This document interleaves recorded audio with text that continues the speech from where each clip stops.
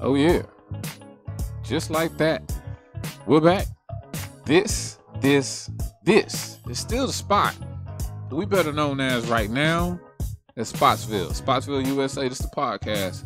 And right now I got probably, an inspiration. I honestly wouldn't be doing what I'm doing. He's one of the inspirations that allowed me to ride shotgun with him and our brother Ed Freeman, the Sports Brothers.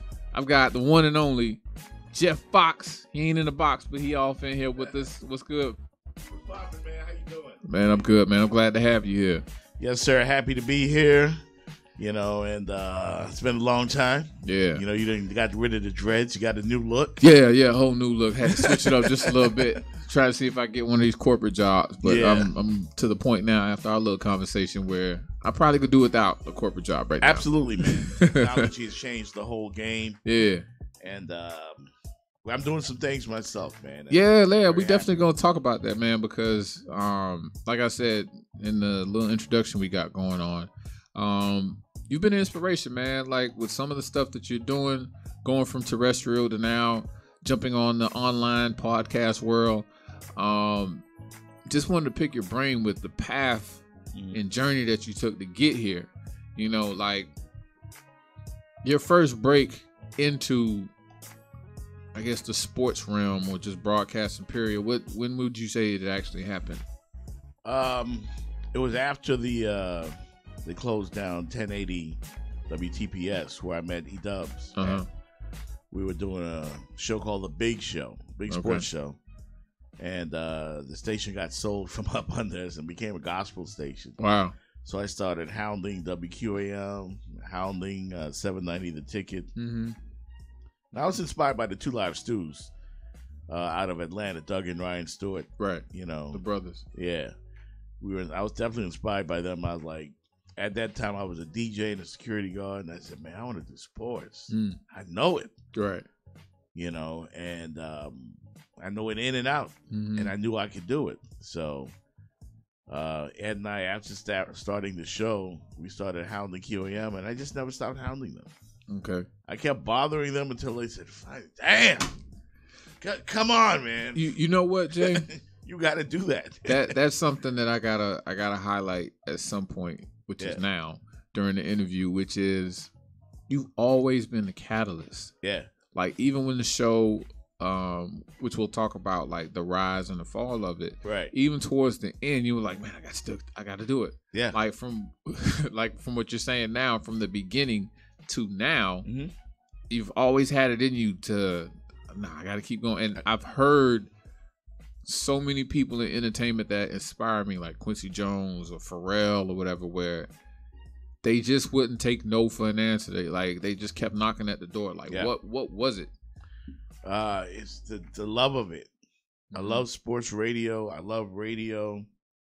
I love doing what I do, and that's pretty much what it is. I remember working at 790 The Ticket, right? Walking in the studio, and Dan Le Batard, I will say, definitely someone who I don't give enough credit to.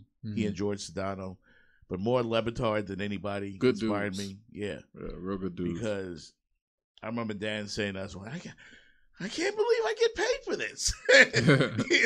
Right. And that's how I looked at it too. I couldn't believe I got paid to do something that I would do anyway. Right. Which is talk sports. Mm-hmm. I can go to any bar, could be in the hood or redneck country. Right. And I'll make a friend at a bar. Mm-hmm. I'm telling you right now, I can sit next to a racist redneck and talk sports and end up being his boy at the end of that conversation. Because it's a love. Right. And if they're a sports fan and I'm a sports fan, they recognize it. Yeah, they recognize it. Right. So, like I said, you've been a catalyst, whether it was with the Sports Brothers, now with the Jeff Fox show. Mm-hmm.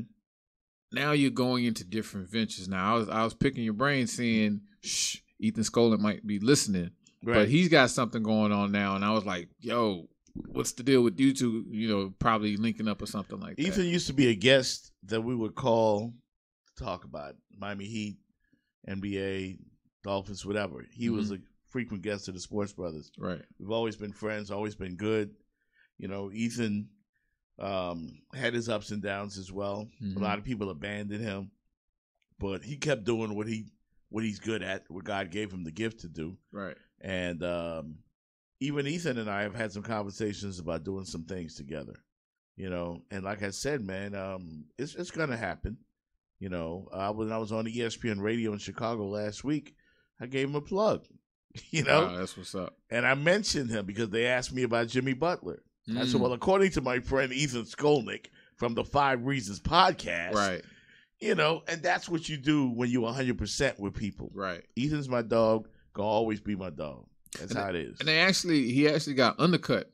Somebody, they wouldn't give him the credit because as journalists and people in broadcasting, you always, acknowledge the source. Mhm. And they were like, oh, some internet, Yeah, you know why? internet website.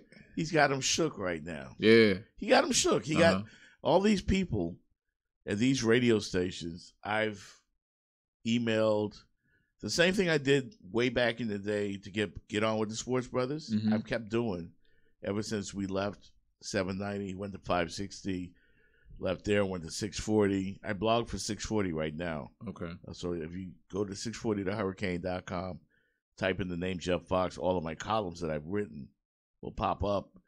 And I've done a couple of live broadcasts with them as well. I've got some things in the works with them Right. as well. So they're the only station that's given me a chance. A shot. Right. Yeah. And it's not what I wanted to do as far as having a regular show, but Right. it's something, Right. you know. And they're good people over there. They're all the way in West Palm Beach. Mm-hmm. And other than that, man, the others have shut the door.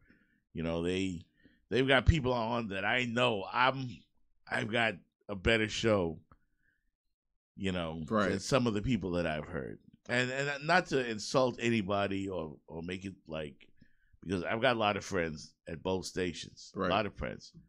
But I know how good I am. I know how good the Sports Brothers are and the brand and what we bring to the table.